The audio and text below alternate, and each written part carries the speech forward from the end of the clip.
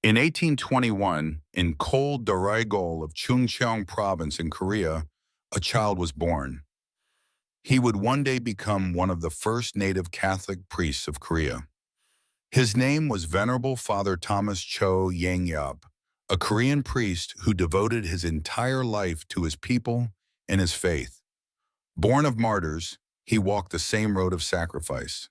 His father, St. Francis Choe Kyung-hwan, was martyred at Baeron. His mother, Maria Yi Seong-rye, also died during the persecution of Christians in Joseon Korea. Faith in those days was a matter of life and death. Young Yang-eop learned faith through fear and hardship. In 1836, the French missionary Father Maubant secretly entered Korea. Yang-eop was chosen as a seminarian with Andrew Kim Dae-geon and Choe Bang-jae.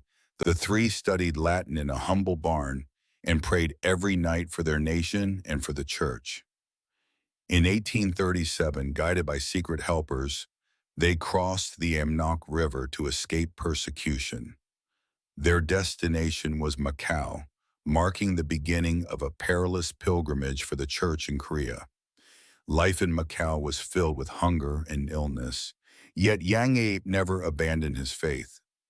Each night he wrote in Latin, "I will return to my homeland and save my people." In 1849, he was ordained a Catholic priest in Shanghai, China, becoming one of the earliest Korean priests in history.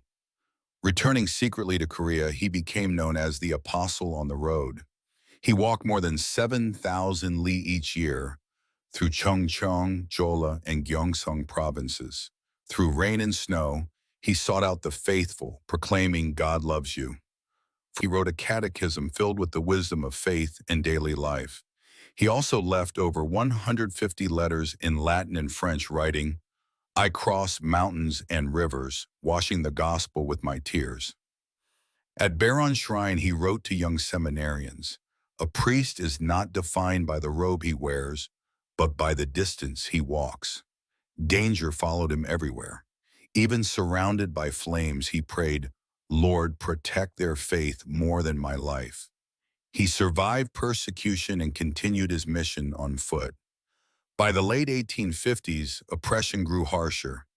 He never stayed in one place. "My home is only on the road." In blizzards, he carried the Eucharist to the sick. The faithful welcomed him in tears as "The body of the Lord be with you."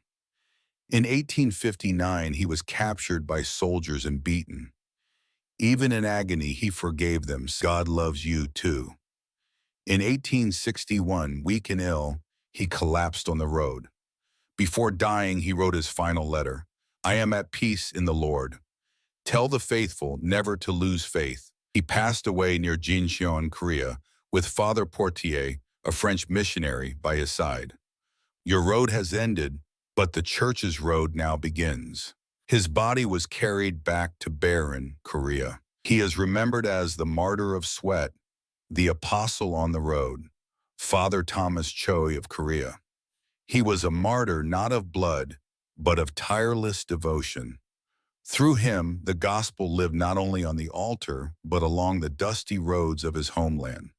In 2016, Pope Francis declared him Venerable, a title given by the Catholic Church to those recognized for heroic virtue on the path to sainthood. His life still speaks to us today. The gospel is carried by those who walk. Do not stop. This is the story of Father Thomas Choe Yang-eop, a humble Korean priest who brought light to the church of his homeland.